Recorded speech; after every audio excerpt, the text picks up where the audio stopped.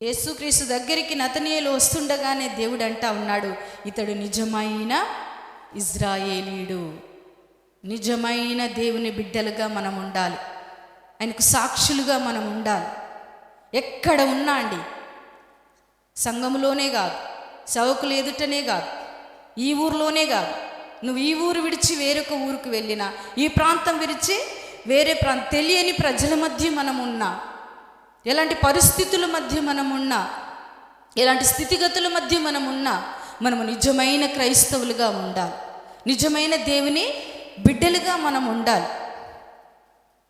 దేనికి రాజుపడని వారముగా మనం ఉండాలి. దేవుని నామానికి స్తోత్రాలు. హల్లెలూయా, హల్లెలూయా, హల్లెలూయా. నిజమైన ఇజ్రాయేలీయుడు అని చెప్తా ఉన్నాడు. నువ్వు ఎలాగంటున్నావయ్యా నన్ను అంటే, ఆయన అంటాడు, నీవు అంజూరపు చెట్టు కింద ఉన్నప్పుడే నేను నిన్ను